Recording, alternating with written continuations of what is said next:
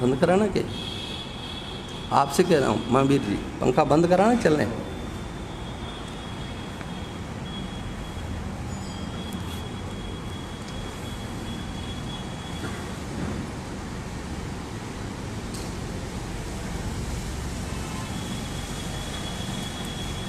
ओम नारायण नारायण नारायण नारायण ओम नमो ब्रह्मादिभ्यो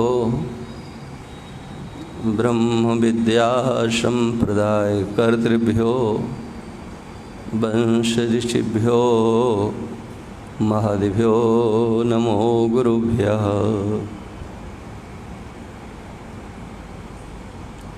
शंकरं शंकराचार्यं केशवं वादरायणं सूत्रभाष्यकृतौ वन्दे भगवन्तौ पुनः पुनः।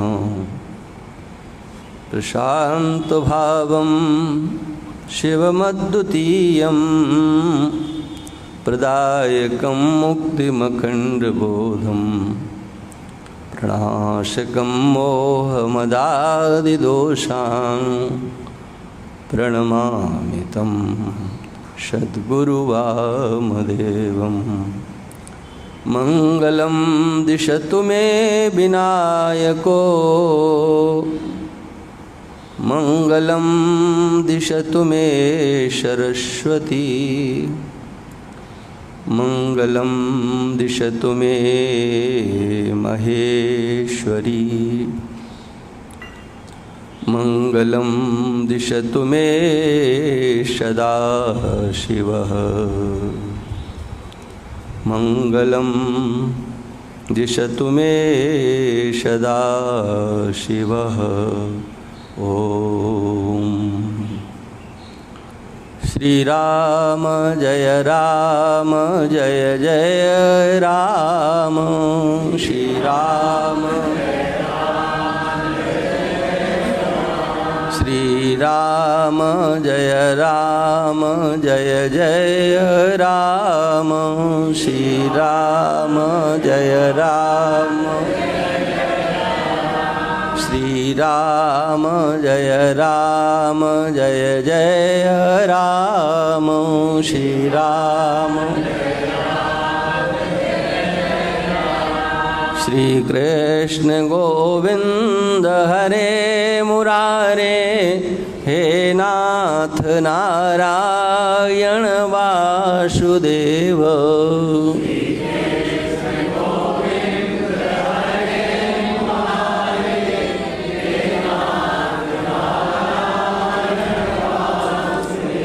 श्री कृष्ण गोविंद हरे मुरारे हे नाथ नारायण वासुदेव।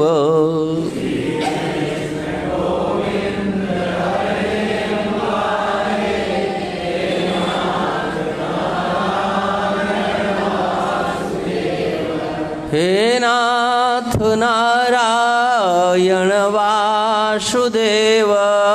हे नाथ हे नाथ नारायण वासुदेव। हे नाथ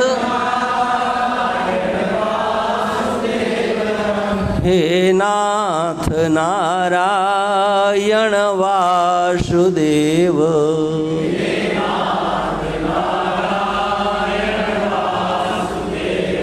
श्री कृष्ण गोविंद हरे मुरारे हे नाथ नारायण वासुदेव।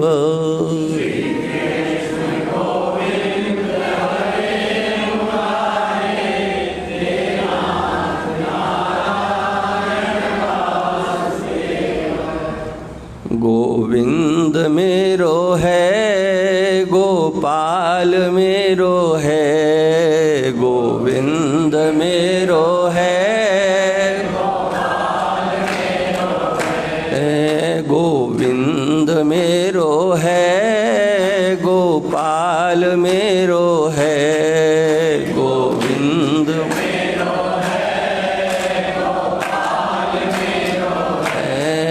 श्री बांके बिहारी नंद लाल मेरो है। श्री बांके बिहारी नंद लाल मेरो है। श्री बांके बिहारी नंद लाल मेरो है। श्री बांके बिहारी नंद लाल मेरो है। गोविंद मेरो है गोपाल मेरो है। गोविंद मेरो है गोपाल मेरो है। गोविंद मेरो है गोपाल मेरो है। गोविंद मेरो है गोपाल मेरो है। श्री राधा रमण नंद लाल मेरो है। श्री राधा रमण नंद लाल मेरो है। श्री राधा रमण नंद लाल मेरो है। श्री राधा रमण नंद लाल मेरो है। गोविंद मेरो है गोपाल मेरो है। गोविंद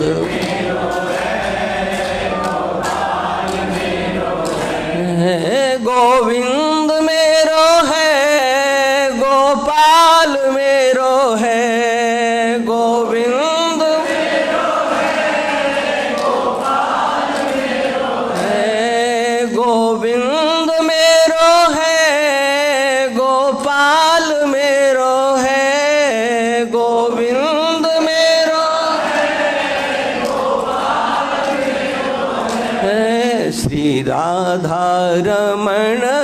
नंद लाल मेरो है, श्री राधा रमण है, श्री बांके बिहारी नंद लाल मेरो है, श्री बांके बिहारी है, गोविंद मेरो है, गोपाल मेरो है, गोविंद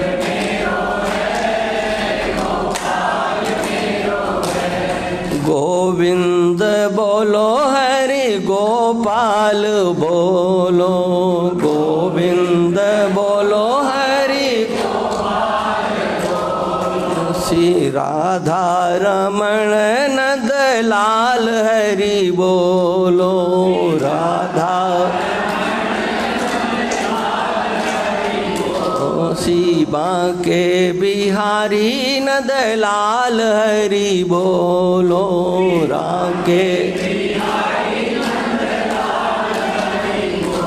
बोलो कृष्ण कन्हैया लाल की। कृष्णाय वासुदेवाय देवकी नंदनाय च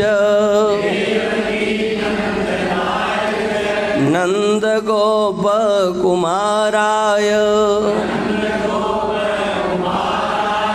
गोविंदाय नमो नमः, नमः पंकजनाभाय नमः पंकजमालिने नमः पंकजनेत्राय नमस्ते पंकजांघ्रये।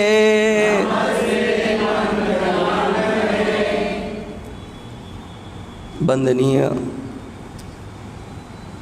संत महापुरुष भक्तवृंद, श्रद्धा में मातृशक्ति, कल भगवान कृष्ण का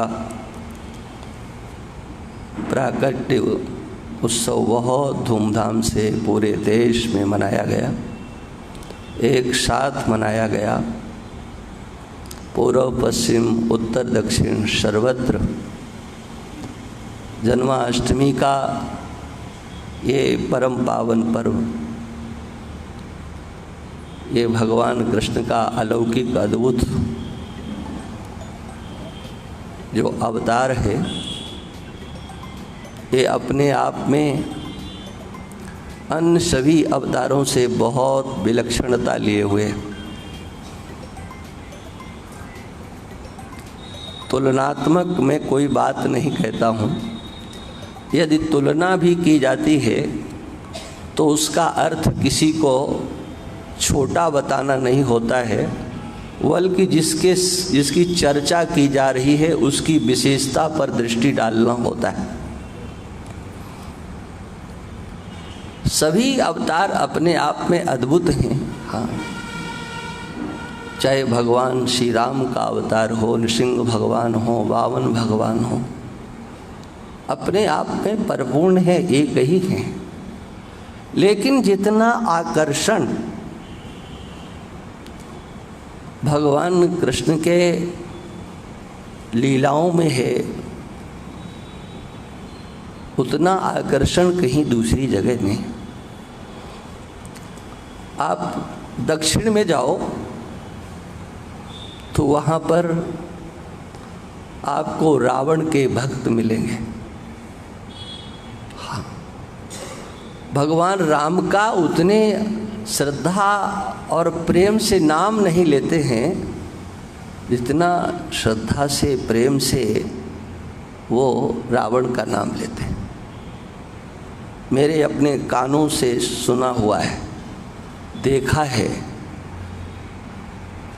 एक बार दक्षिण की यात्रा में सभी संत, पूज्य निर्मल पीठाधीश्वर महाराज लगभग करीब 60 संत थे, पूरी दक्षिण की यात्रा में गए। तो कर्नाटक में एक समुद्र के किनारे गोकर्ण जगह है, गोकर्ण। वहाँ भगवान शाम्ब सदाशिव का बहुत अच्छा प्राचीन मंदिर है। तो जब पूजन करने के लिए गए तो वहाँ के जो पुजारी थे, हम लोगों के वेश का उन्होंने बड़ा आदर किया। लेकिन जब पूजा कराने लगे तो वो कैसे ये शिवलिंग यहाँ स्थापित हुआ उसकी कथा सुना रहे थे। हाँ, यहाँ पर महामनुषी, हाँ, महाराज श्री लंकेश, हाँ, दशानंद जी महाराज, हाँ, ऐसे बढ़िया बढ़िया चुनकर के शब्दों का सम्मान पूर्वक उच्चारण कर रहे थे। हाँ, एक बार भी उनके वाणी से मैंने, हाँ, राम जी का नाम नहीं सुना। महिमा गा रहे थे, हाँ, हाँ, लंकाधिपति आदि जितने अच्छे शब्द हो सकते हैं, 10-15 मिनट तक कैसे ये प्रादुर्भूत हुआ, कहाँ कैसे प्रतिष्ठा हुई, और कई जगह पर, हाँ, वो अपने को बताते हैं कि हम उनके वंशज हैं।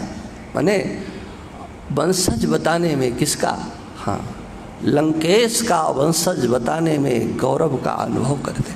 हाँ, और उसी के ठीक विपरीत, हाँ, राम जी को अरे बोले हमारे तो ये वंशद्रोही हैं, हाँ, ऐसा बोलते। हाँ, लेकिन मैंने उसी दक्षिण में, हाँ, दक्षिण के प्राय करके सभी क्षेत्रों में भगवद इच्छा से जाना हुआ। जो लोग हिंदी का एक शब्द बोलना महान अपराध समझते हैं, पाप समझते हैं, वो लोग भगवान कृष्ण की जन्माष्टमी मनाते हैं। एक बार ईरोड में, शायद ईरोड ही था या और कोई जगह, मैं नहीं कह सकता हूँ, हाँ, ईरोड ही होगा, वहाँ पर गया चेन्नई के पास। तो मुझसे कहा गया कि महाराज एक जगह अखंड कीर्तन हो रहा है, तो आप पधारें। हमने कहा कि भाई हम क्या करेंगे, नहीं नहीं आप चलें, आपको बहुत अच्छा लगेगा। तो मैंने सोचा अखंड कीर्तन में कोई भगवान के नाम की धुनी होगी, तो चलो नाम ही सुनेंगे, कैसे गाते हैं ये देखेंगे। वहाँ पर जब मैं गया तो वो अखंड कीर्तन क्या था, आपको सुनकर के आश्चर्य होगा।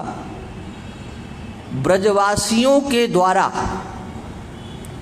जो गीत भगवान कृष्ण के जन्म के समय गाए जाते हैं, जो हम लोग कथावाचक, आप लोग सुनते हैं कथावाचकों के द्वारा, बिंदु जी महाराज के पद, हाँ, राधे तेरे चरणों की जो यदि धूल जो मिल जाए, ऐसे भावात्मक भजन वो लोग 24 घंटे गाते, और केवल हिंदी में, ये नहीं कि अपनी भाषा में, हिंदी में गाते और भाव विभोर होकर के नाचते।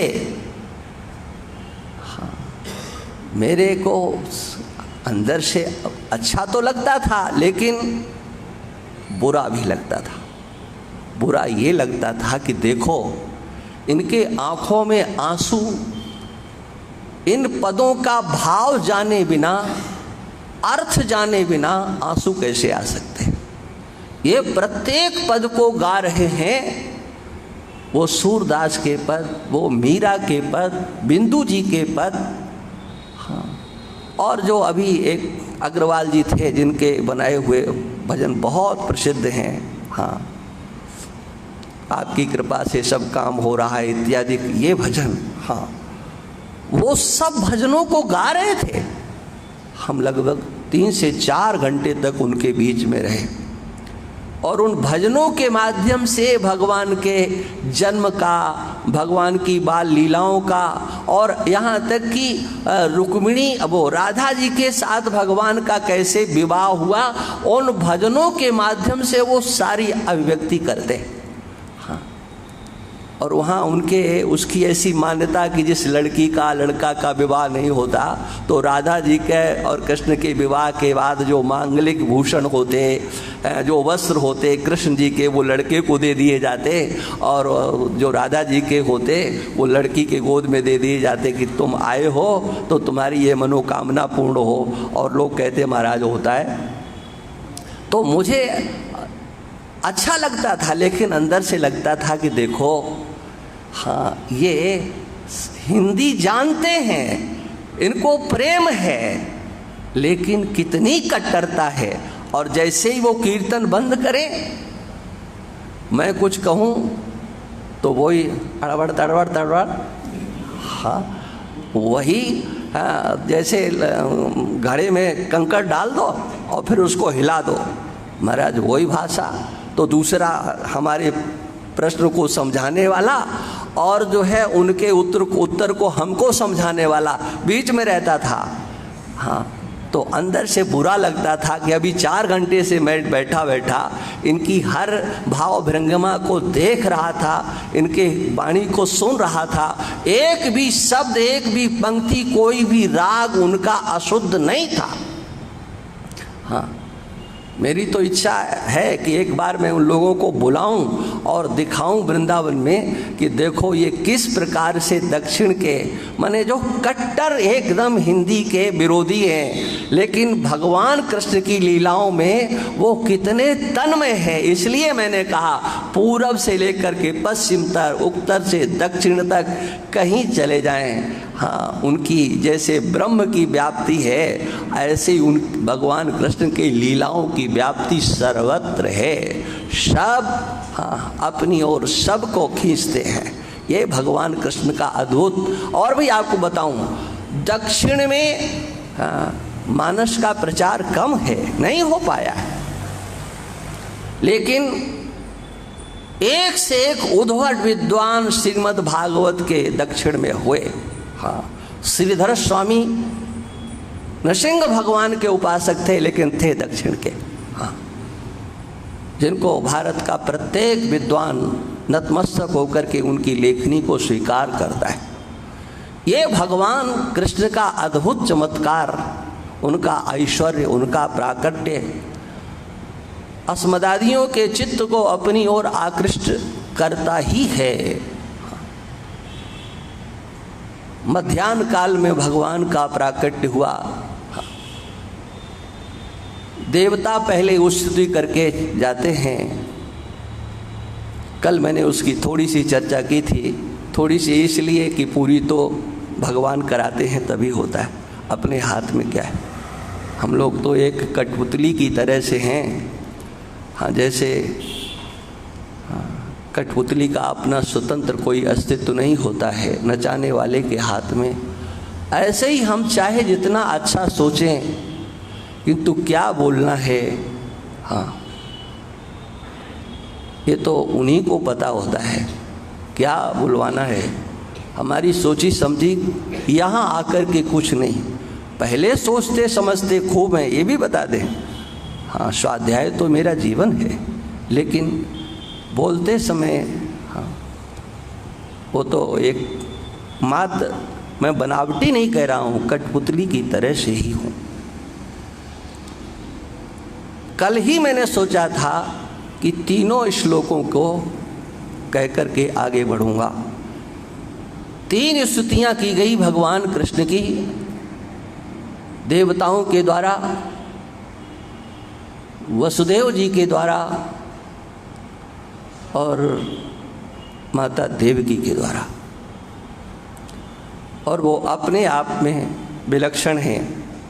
देवताओं की स्तुति तो विलक्षण इसलिए होना स्वाभाविक है कि वो देवता हैं, उनका प्रतिनिधित्व कर रहे हैं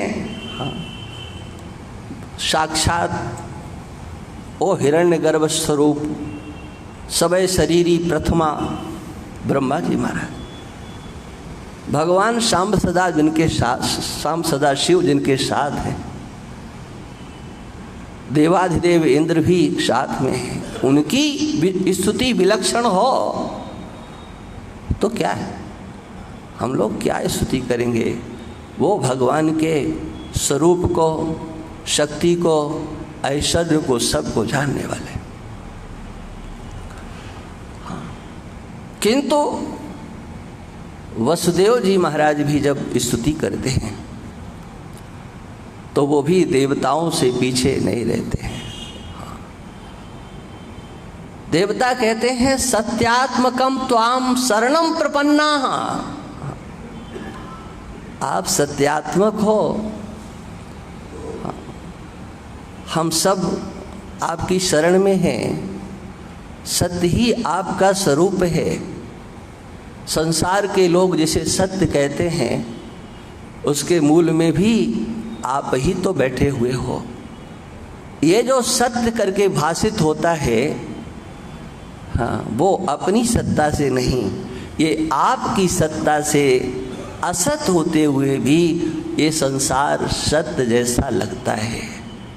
उसके मूल में आप ही तो हो और कौन दूसरा है। और जब प्रकट हुए, हाँ,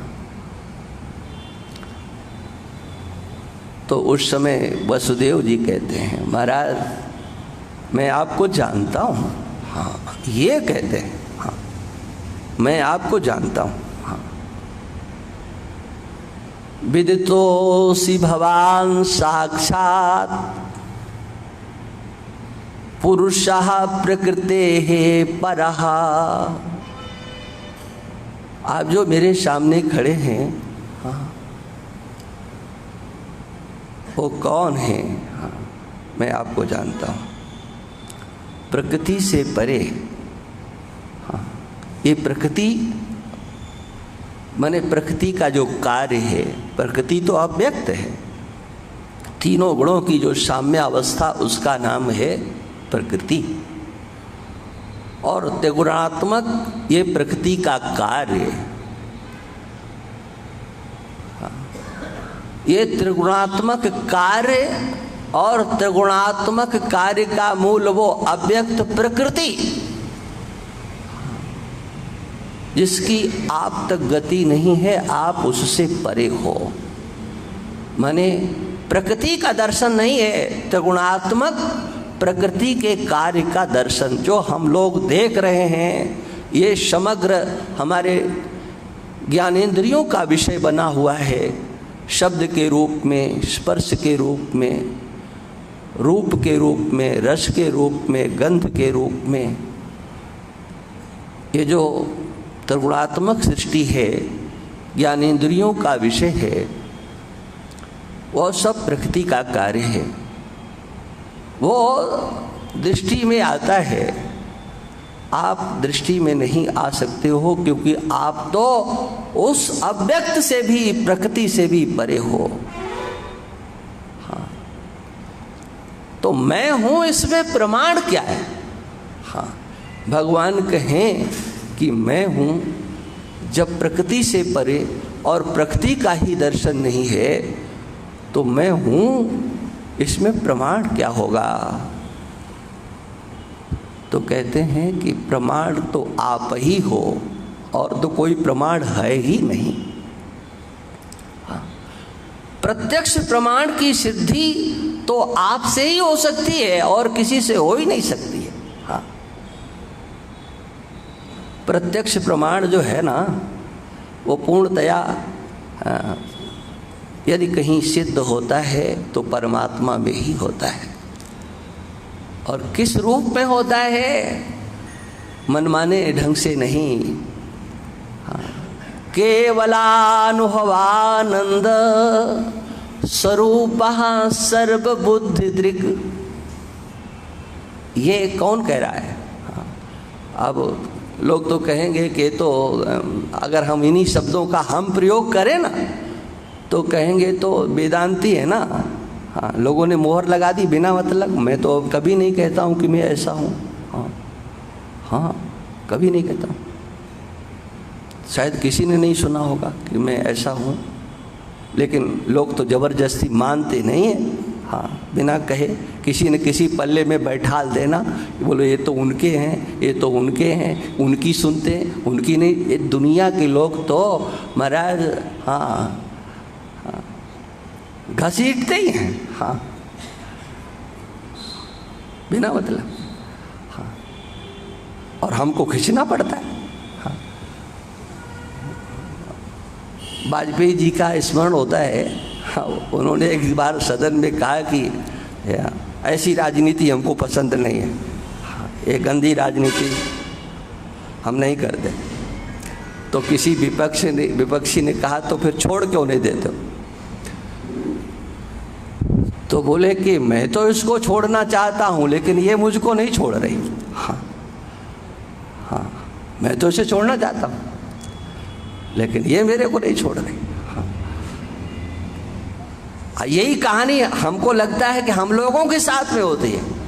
हम किसी बात में, विवाद में, पक्ष में, विपक्ष में अरे कहीं पढ़ना ही नहीं चाहते हैं, लेकिन ये दुनिया के लोग छोड़ते ही नहीं हैं। कहीं न कहीं खींच करके हाँ, इधर के उधर, उधर का इधर। हाँ, इन लोगों की आदत होती है। हाँ, अरे हम तो भगवान के हैं, एक ही पक्ष हमारा है। हाँ, वो भगवान प्रत्यगात्मा भी है, सर्वात्मा भी है, सर्वस्वरूप भी है। अब उसे आप नहीं समझते हो तो हम क्या करें? जो बात हाँ वसुदेव जी कहते हैं, हाँ, वो बात अगर हम अपने मुख से कहेंगे तो आप लोग हमारे ऊपर लेवल जरूर लगा दोगे। वसुदेव जी कहते हैं कि आप प्रकृति से परे हो, आप अधोक्षज हो, लेकिन फिर भी आप प्रत्यक्ष हो। हाँ, कैसे प्रत्यक्ष? आपकी अनुभूति निरंतर होती है। आप केवल हाँ अनुभव स्वरूप हो, केवलानुभव आनंद। केवल आप अनुभव स्वरूप हो और केवल आप आनंद स्वरूप हो। अनुभव माने हाँ, आप सत्ता के रूप में ये अनुभूति होती है आपकी, आपकी ही अनुभूति होती है, अपनी कहाँ अनुभूति होती है। हाँ, जब तक अपनी अनुभूति है तब तक परमात्मा की अनुभूति कहाँ है। हाँ, एक बार उसकी अनुभूति हो और फिर आप अपनी अनुभूति करके देखो। जब तक मैं था तू नहीं, मैं था तब तक आप कहाँ थे? जब तू तब मैं नाही, प्रेम गली अतिशा करी, जा में द्वे न समाई। वृंदावन की कहते कुंज गलियां हैं। हाँ, काशी की उससे भी बढ़िया अब तो लगे हैं प्रधानमंत्री जी। हाँ, उन कुंज गलियों को ठीक करने के लिए, लेकिन अभी वृंदावन का नंबर नहीं आया। पता नहीं कब उनकी दृष्टि पड़ेगी बिहारी जी के ऊपर। कहते कि मैं करते हैं तो आपका पता नहीं लगता, लेकिन जब तुम्हारा दर्शन होता है तो फिर मैं का कहीं पता नहीं लगता है। किसका अनुभव होता है जी? हाँ, ये देखो कहते हैं आप केवल अनुभव स्वरूप हो, केवल आनंद स्वरूप हो। माने आप सत्ता मात्र हो, आप आनंद मात्र हो। सत्ता और आनंद मात्र नहीं, स्वरूपः सर्वबुद्धि दृक्। जो अपने को बुद्धिमान समझते हैं, बुद्धि वाला समझते हैं, ज्ञानवान समझते हैं, कहते उन सबके साक्षी तो आप ही हो। सबके साक्षी के रूप में उनके पास बुद्धि है, इसको कोई जानने वाला तो है। और जानने वाला है तो कौन है? आप ही हो, आपके सिवा और कोई नहीं है। ये वसुदेव जी महाराज कहते हैं। ये मैं कह इसलिए रहा हूँ कि जो माता कुंती के द्वारा स्वरूप की चर्चा की गई, वो केवल माता कुंती के द्वारा स्वरूप की चर्चा नहीं की गई है।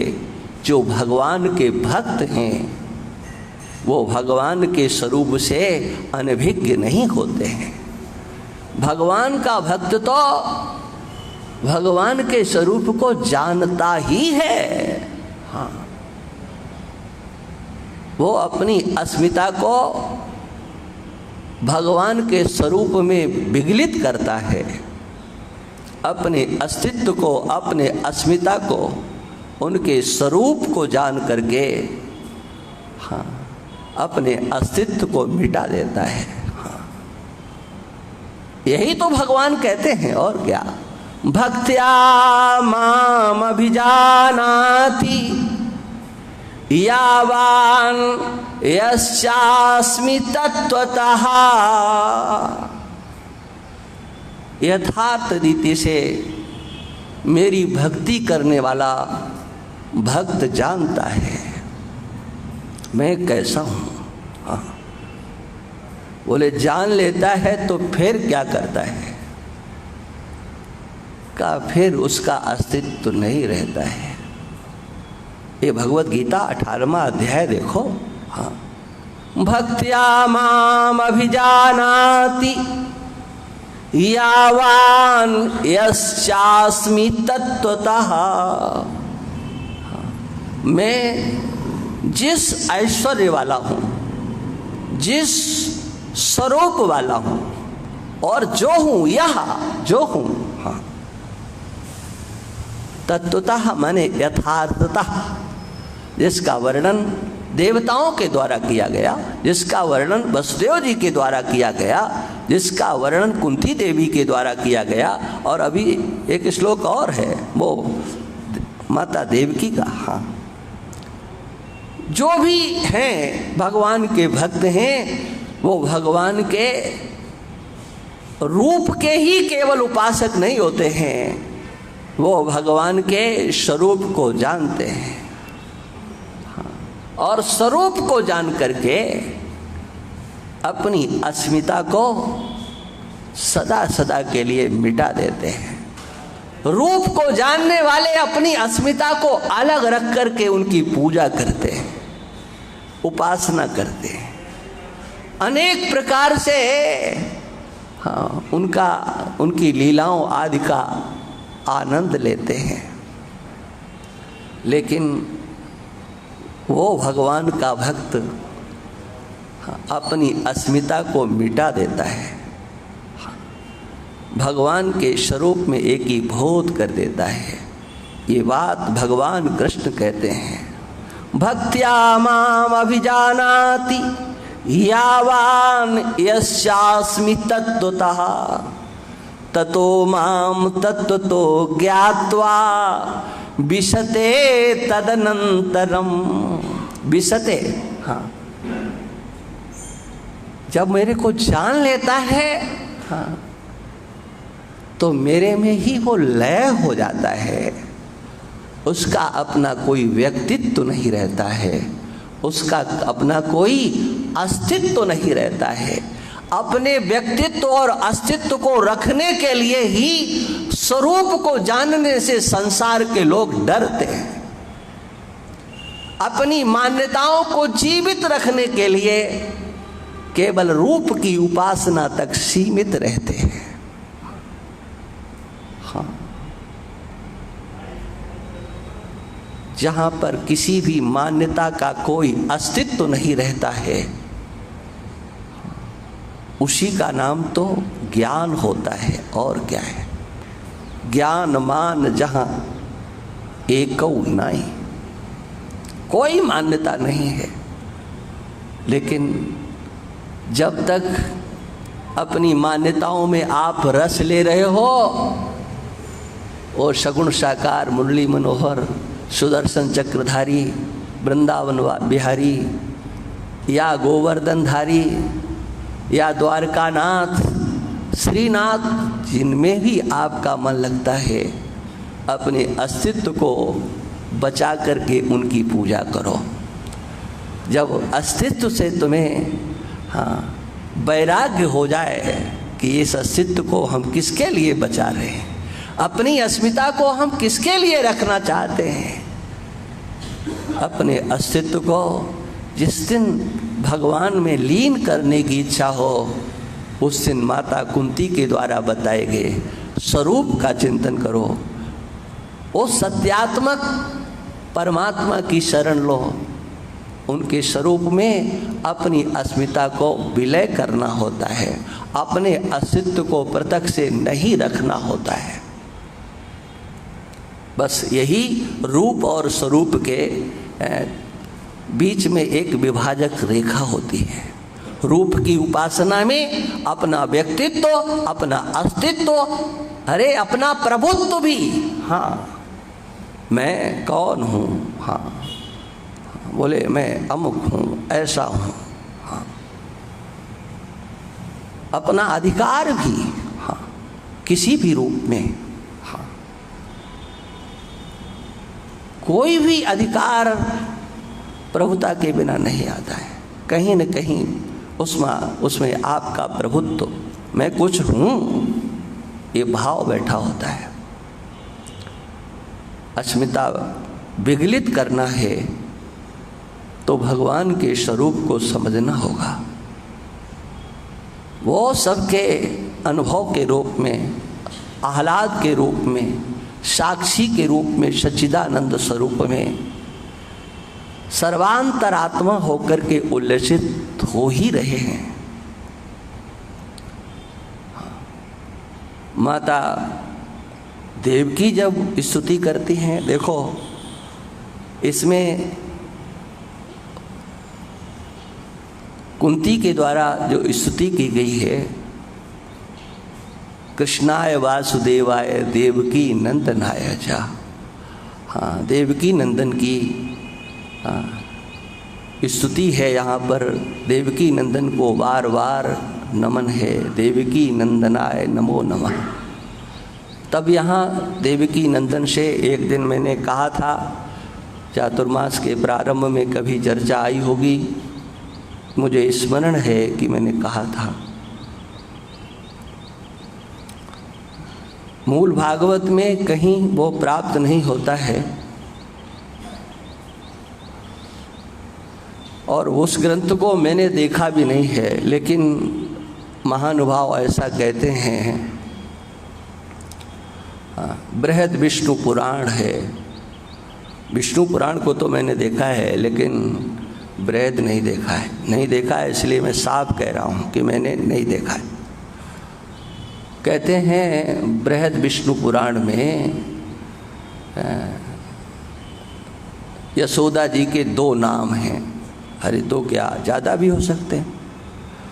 हाँ, एक यशोदा नाम है, दूसरा देवकी नाम है।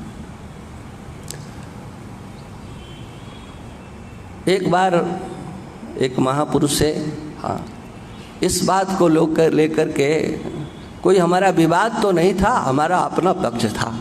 हमारा अपना पक्ष था कि गोपियों को भगवान की भगवत्ता का, उनके स्वरूप का ज्ञान था, और वो कहते थे ऐसा नहीं है।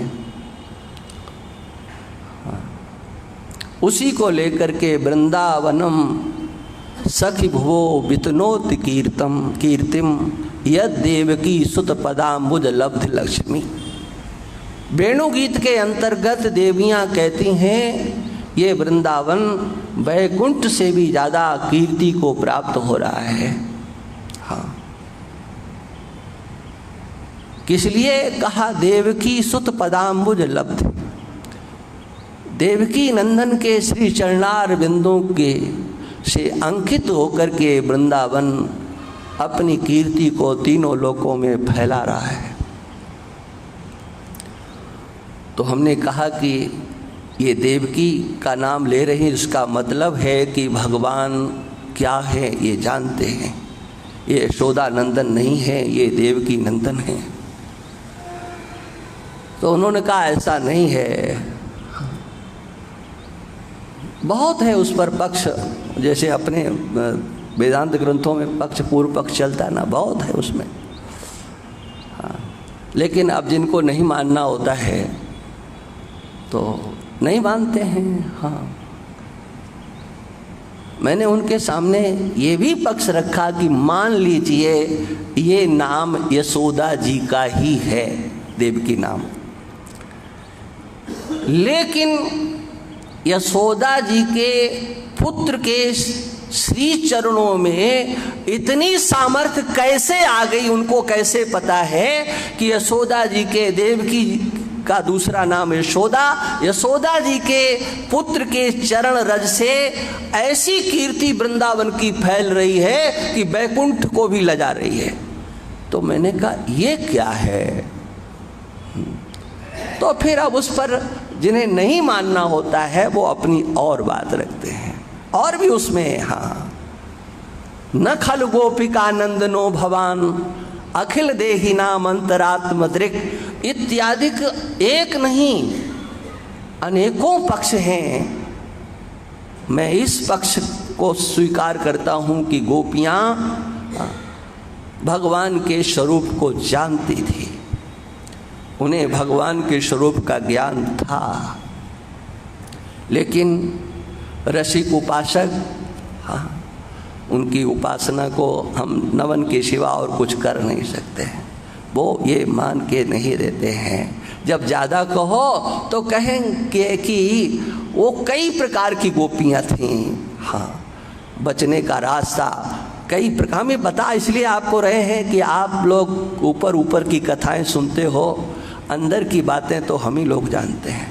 बोले कई प्रकार की गोपियाँ थीं, अब उसका फिर वो विभाग करते हैं। हाँ, पूर्व जन्म की तपस्या करने वाले वो दंडकारण्य के तपस्वी थे, या देवलोक की देवियां थीं और सामान्य गोपियां थीं। हाँ, तो उनमें कुछ को पता था, कुछ को नहीं पता था। तो मैंने कहा जिनको पता था उनकी बात मैं कर रहा हूँ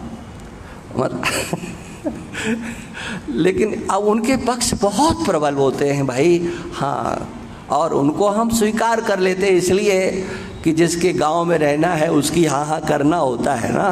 तो वृंदावन में रहते हैं तो हाँ जी हाँ उन्हीं की बजाते हैं। ठीक ठीक, आप बहुत बढ़िया कह रहे हो। हाँ, तो अब यहाँ देवकी नंदन आए जा। हाँ, देवकी नंदन को मेरा बार बार नमन है। हाँ, वास्तव में हाँ, वसुदेव जी का नाम पहले लिया गया। हाँ, लेना तो देवकी जी का चाहिए था। पिता है, इसमें प्रमाण कौन होता है? पिता प्रमाण नहीं होता है, इसमें माता ही प्रमाण होती है। हाँ, कौन पिता है? प्रमाण पत्र देने वाली माँ होती है। पुत्र को खिला करके अपने गोद में खिला करके आनंद तो उस बालक को कोई भी ले सकता है, लेकिन गर्भ में जो वेदना, जन्म देने में जो वेदना माताओं को होती है, उसका अनुभव संसार के लोग कहाँ कर सकते हैं। हाँ, उस वेदना के प्रति कोई सहानुभूति भी नहीं होती है। ये संसार के निर्मम लोग अपनी वासना को, अपनी पुत्रेषणा को पूर्ण करने के लिए दूसरों के प्राणों से भी खेल जाते हैं। माताओं को जितनी वेदना, जितना कष्ट उठाना पड़ता है, उसका अंतर अनुभव उनके सिवा कोई कर नहीं सकता। और देवकी के द्वारा कितना इस प्रकार का ताप उनके जीवन में आया है, इसका अनुभव तो आप लोग इसी बात से कर सकते हो कि देवकी के 6 पुत्र जिनको जन्म दिया, हाँ ये तो प्रकट हुए हैं जी, लेकिन 6 को तो जन्म दिया था, किंतु हाँ पति परायणा होने के कारण, हाँ अपने पति के प्रति समर्पित होने के कारण एक बार भी वसुदेव जी को रोका नहीं।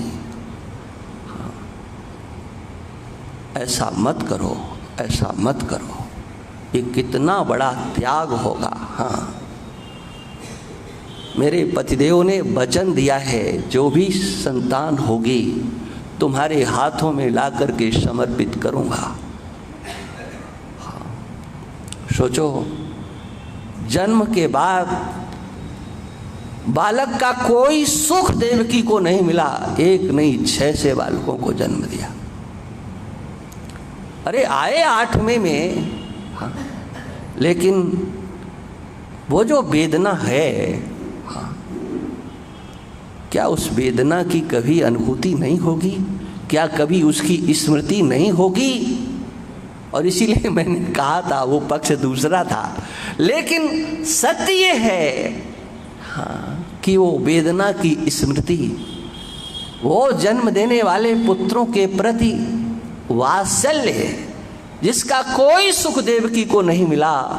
हाँ ये कितना बड़ा देवकी का त्याग था, कितनी बड़ी तपस्या थी।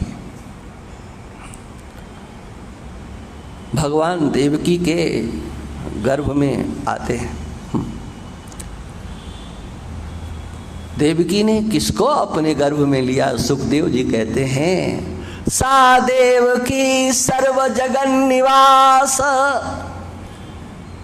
निवास भूता नितराम न रेजे। हाँ, अपने गर्भ में धारण किया किसको? सर्व जगन निवास। हाँ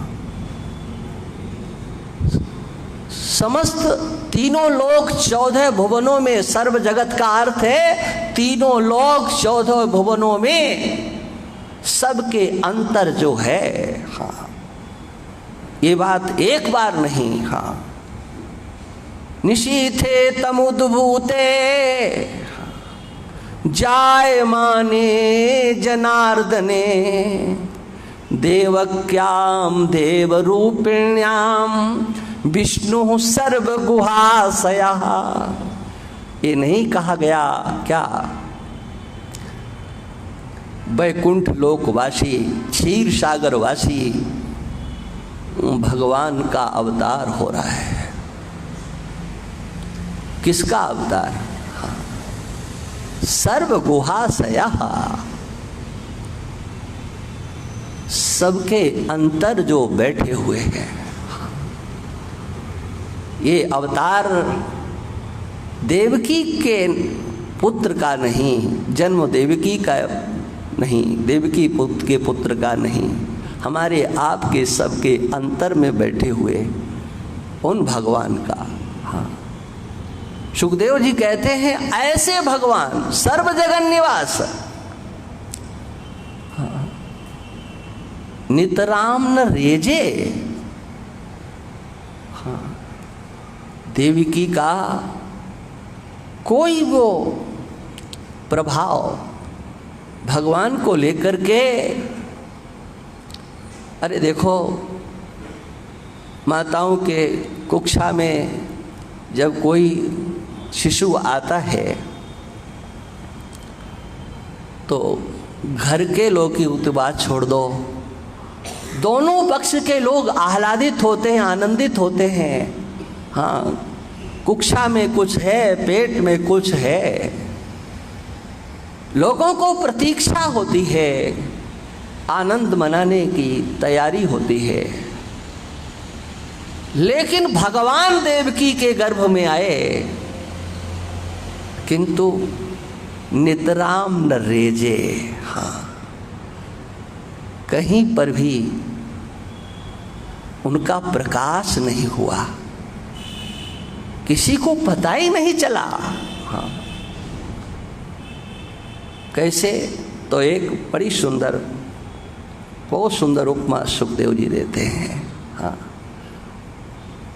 सरस्वती ज्ञान खले यथा सती, भोजेन्द्र गेहे सिखे वरुद्धा। कंस के जेल में बंद होने के कारण देवकी के गर्भ में आए भगवान किसी भी प्रकार से प्रकाशित नहीं हो पाए। कैसे? बोले दीपक को जलाया जाए। हाँ, पहले गांव में ये बिजली नहीं थी, तो लोग दरवाजों पर दीपक रखते थे। बड़े लोग होते थे तो बड़ा दीपक रखते थे। हाँ, सबको प्रकाश मिल जाए। कुछ लोग ऐसे भी गांव में होते थे कि सामने वाले से अगर नहीं बन रही है ना, तो दीपक तो रखते थे, लेकिन पीछे की तरफ ऐसे लगा देते थे, है कि हमारे दीपक का प्रकाश उधर कैसे चला जाए। हाँ, जैसे हमारी बनती नहीं है, वो इसका कैसे आनंद ले ले। हाँ, सुखदेव जी कहते हैं शिखेव अग्नि शिखेव रुद्धा। कोई दीपक तो जलाए और कहे इसके प्रकाश को हम किसी को लेने नहीं देंगे। कहा क्या करोगे? बोले एक मटके में रख देंगे। अब बताओ, उस दीपक का प्रकाश किसको? वो दीपक मटके में रखा हुआ। और एक दूसरा उदाहरण दिया, शायद हाँ, सुखदेव जी भगवान के अलावा ये बात और कोई कहने का साहस नहीं करेगा। पूर्व प्रारब्धानुसार पूर्व ऐसे पुण्य कर्म हैं जिससे कि किसी को विद्या की प्राप्ति हो जाए, शास्त्र ज्ञान हो जाए, लेकिन वो ऐसा निकम्मा शास्त्र ज्ञानी कि उसको पकड़ के ज्ञान को बैठ जाए, मैं किसी को दूंगा नहीं। और आप सच मानिए, हमारे देश में लाखों विद्याएं केवल इसी बात से लुप्त हो गई। क्या एक मान्यता बनाई गई, बोले तुम किसी को बता दोगे तो फिर ये काम नहीं करेगी, है बताओ मत। हाँ, वो विद्याएं लुप्त हो गई। सुखदेव जी कहते हैं जैसे ज्ञान खले, हाँ, वो ज्ञान के खल हैं जो ज्ञान होने पर उस ज्ञान को किसी दूसरे को देते नहीं है। आ कैसे गया? वो पूर्व प्रारब्ध।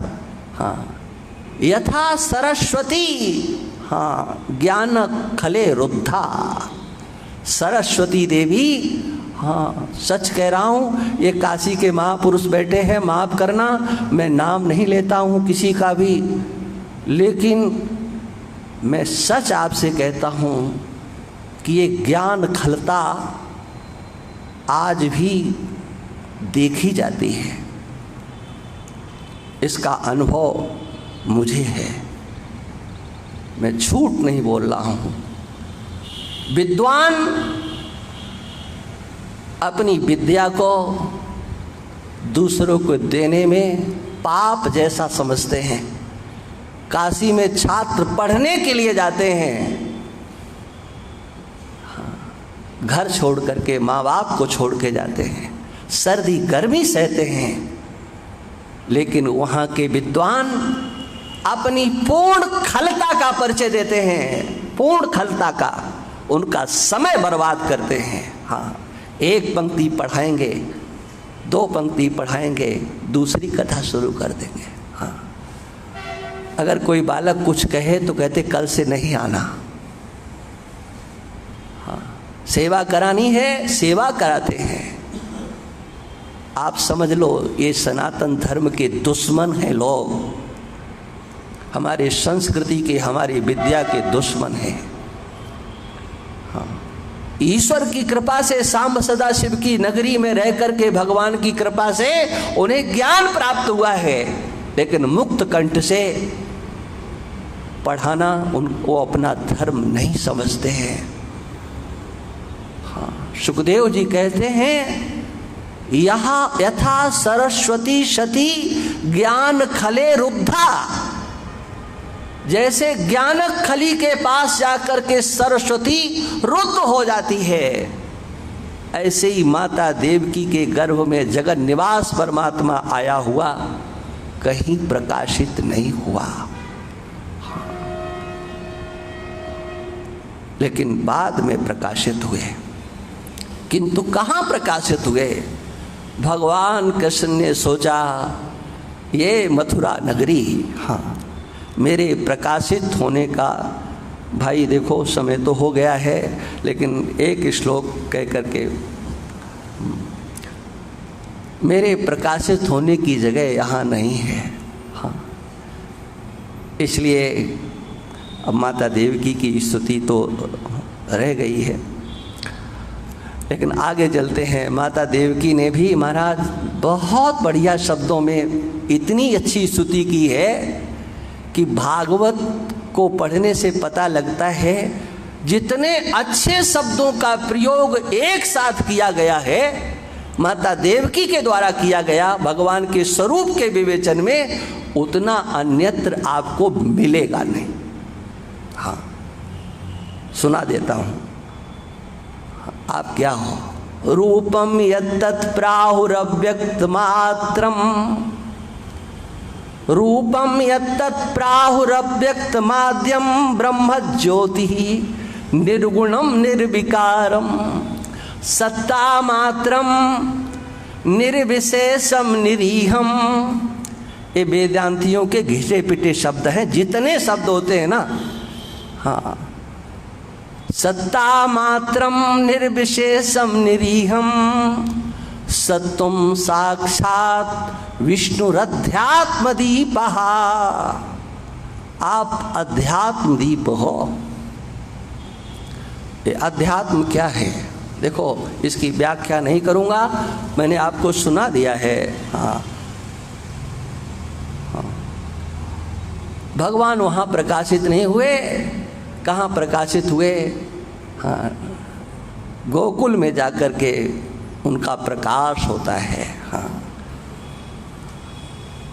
गोकुल में भगवान का उत्सव मनाया जाता है और वहाँ पर सुखदेव जी महाराज, हाँ, हृदय से कहते हैं क्या, नंद जी के घर में बेटा हुआ है, नंदस्वात्मज उत्पन्ने जाता ह्लादो महामना।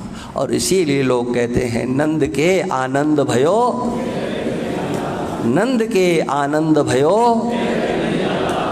हाँ, तो अब आप लोगों ने आनंद मनाया ही है। अब देखो भाई, गीता पाठ का क्रम है, उसको तो छोड़ना नहीं है किसी भी कीमत पर, क्योंकि भगवान के जन्मदिन तो हम रोज़ मनाते रहते हैं, कल भी मना लेंगे, परसों भी मना लेंगे। हाँ,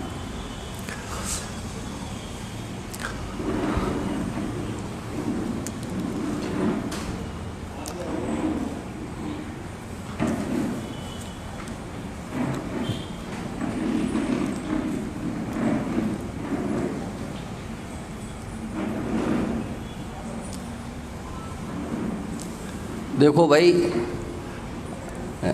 यहाँ पर तो प्रसाद की व्यवस्था होगी, सब आप लोग जो हो उसको समझें। अब गीता पाठ में तन्मय होने के लिए हम लोग तत्पर हो जाएं।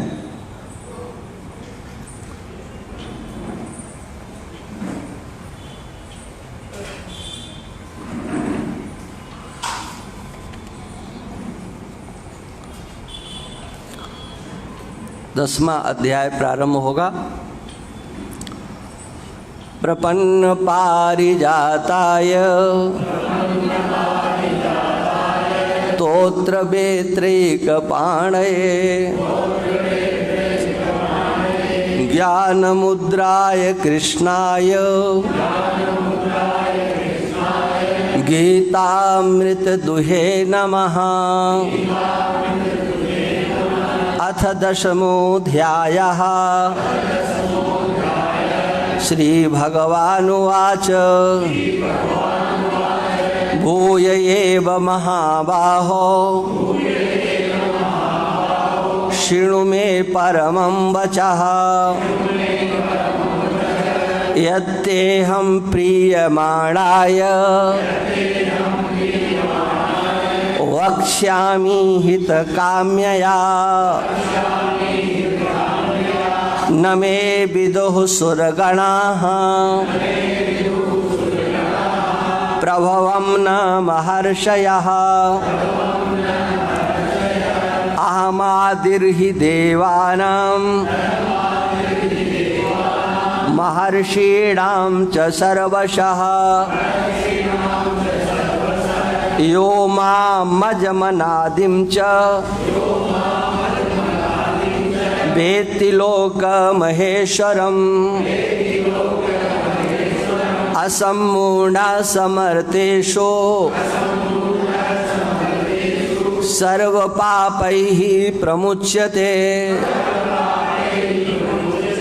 बुद्धिर्ज्ञानमसम्मोहः क्षमा सत्यं दमः शमः। सुखं दुःखं भवो भावो भयं च भयमेव च। अहिंसा समता तुष्टिः तपोदानं यशो यशः। भवन्ति भावा भूतानां मत्त एव पृथग्विधाः। महर्षयः सप्त पूर्वे चत्वारो मनवस्तथा मद्भावा मानसा जाता। येषां लोक इमाः प्रजाः एतां विभूतिं योगं च मम यो वेत्ति तत्त्वतः। सो विकम्पेन योगेन युज्यते नात्र संशयः। अहं सर्वस्य प्रभवो मत्तः सर्वं प्रवर्तते। इति मत्वा भजन्ते मां बुधा भाव समन्विताः। मच्चित्ता मद्गतप्राणा बोधयन्तः परस्परं कथयन्तस्य मां नित्यं तुष्यन्ति च रमन्ति च। तेषां सततयुक्तानां भजतां प्रीतिपूर्वकं ददामि बुद्धियोगं तं येन मामुपयान्ति ते। तेषामेवानुकम्पार्थ महमज्ञानजं तमः नाशयाम्यात्मभावस्थो ज्ञानदीपेन भास्वतः। अर्जुन उवाच परं ब्रह्म परं धाम पवित्रं परमं भवान् पुरुषं शाश्वतं दिव्य मादिदेवमजं विभुम् आहुस्त्वामृषया सर्वे देवर्षिर्नारदस्तथा असितो देवलो व्यासः स्वयं चैव विभीषिमे सर्वमेतद्धृतं मन्ये सर्वमेतद्धृतं मन्ये यन्मां वदसि केशव नहि ते भगवन् व्यक्तिं विदुर्देवान् दानवाः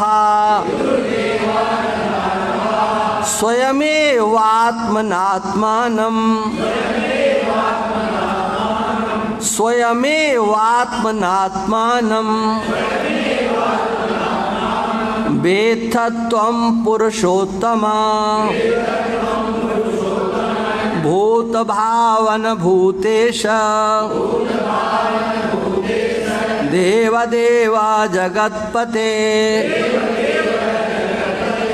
वक्तुमर्हस्य शेषेण दिव्या ह्यात्मविभूतया याभिर्विभूतिभिर्लोका निमास्त्वं व्याप्य तिष्ठसि निमास्त्वं व्याप्य तिष्ठसि कथं विद्यामहं योगिंस् त्वां सदा परिचिन्तयन् केषु केषु च भावेषु चिन्त्योऽसि भगवन्मया विस्तरेणात्मनो योगम् विभूतिं च जनार्दन भूयः कथय तृप्तिर्हि शृण्वतो नास्ति मे मृतम् श्रीभगवानुवाच हन्त ते कथयिष्यामि दिव्या ह्यात्मविभूतयः प्राधान्यतः कुरु श्रेष्ठ नास्त्यन्तो विस्तरस्य मे आमात्मा गुडाकेश सर्वभूताशयस्थितः अहमादिश्च मध्यं च भूतानामन्त एव च आदित्यानामहं विष्णुर् ज्योतिषां रविरंशुमान् मरीचिर्मरुतामस्मि नक्षत्राणामहं शशि वेदानां सामवेदोऽस्मि देवानामस्मि वासवः इन्द्रियाणां मनश्चास्मि भूतानामस्मि चेतना रुद्राणां शङ्करश्चास्मि वित्तेषो यक्षरक्षसां वशूनां पावकश्चास्मि मेरुः शिखरिणामहम् पुरो पुरोधसां च मुख्यं मां विद्धि पार्थ बृहस्पतिं सेनानीनामहं स्कन्दः सेनानीनामहं स्कन्दः सर्षामस्मि सागरः महर्षीणां भृगुरहं गिरामस्म्येकमक्षरम्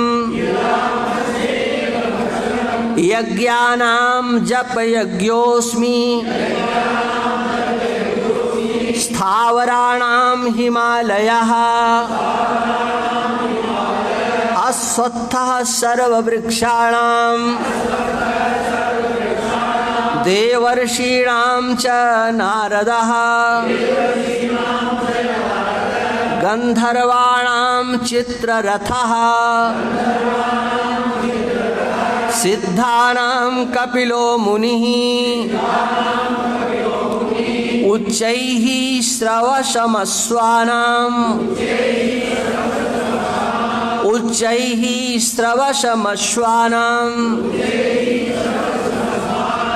विद्धि पार्थममृतोद्भवम्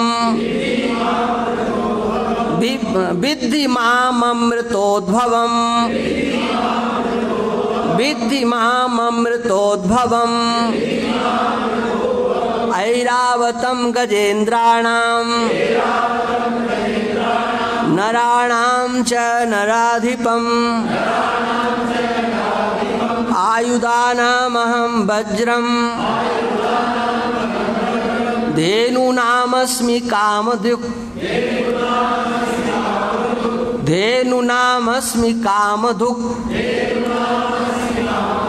प्रजनश्चास्मि कंदर्पः सर्पाणामस्मि वासुकिः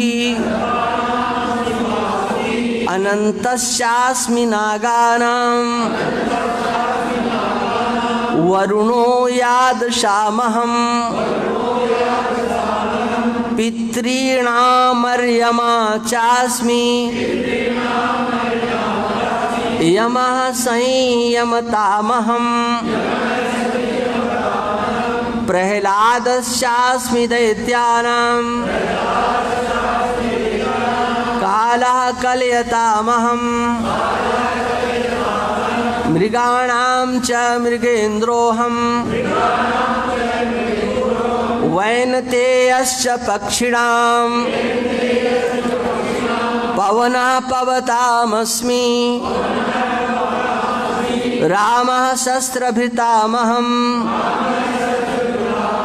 झषाणां मकरश्चास्मि स्रोतसामस्मि जाह्नवी स्रोतसामस्मि जाह्नवी सर्गाणामादिरन्तश्च मध्यं चैवाहमर्जुन अध्यात्मविद्या विद्यानां बाधः प्रवदतामहम् अक्षराणामकारोऽस्मि द्वन्द्वः सामासिकस्य च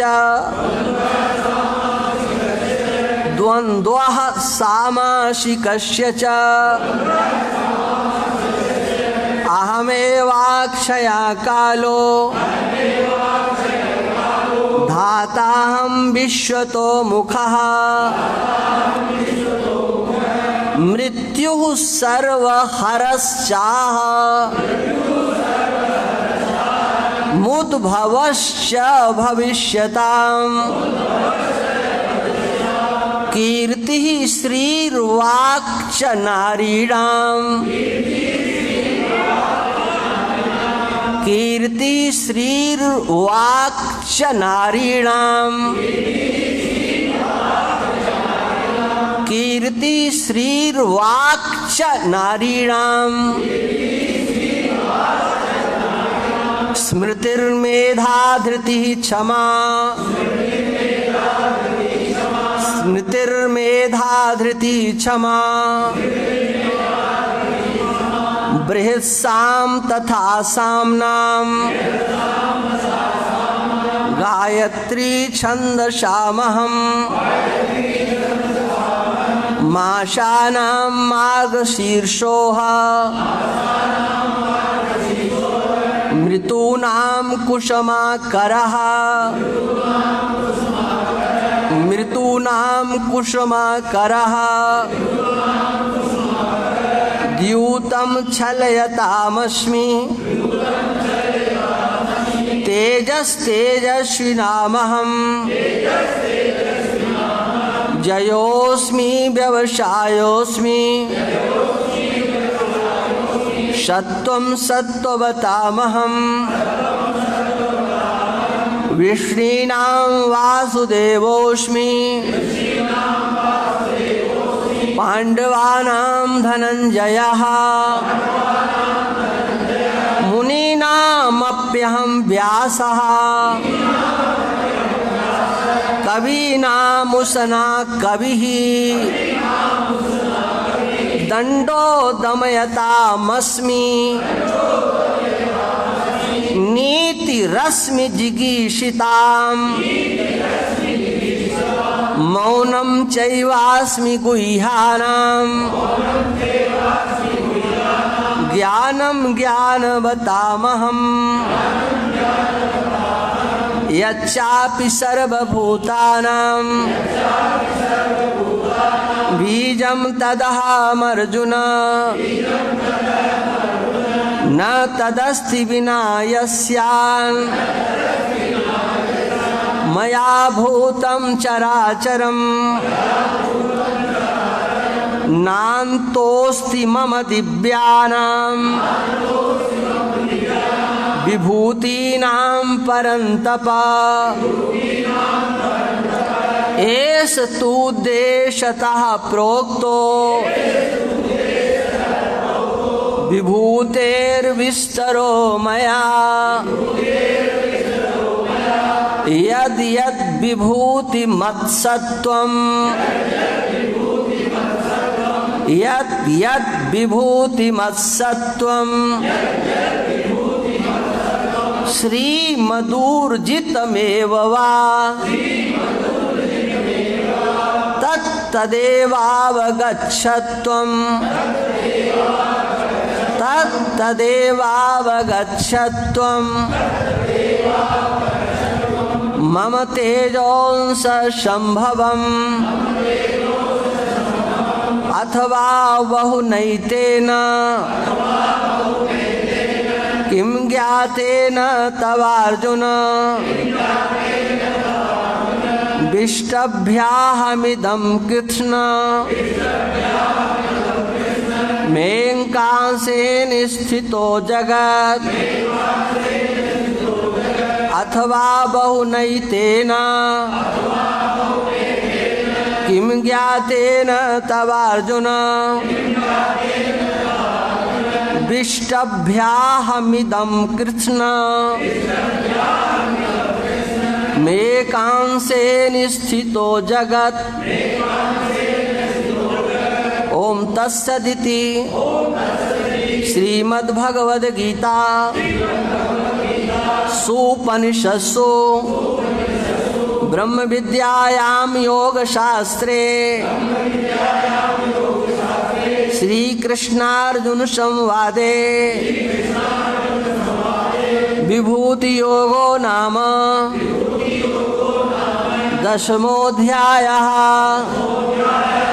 कृष्णाय वासुदेवाय देवकी नंदनाय च नंदगोपकुमाराय गोविंदाय नमो नमः। गोविंदाय नमो नमः।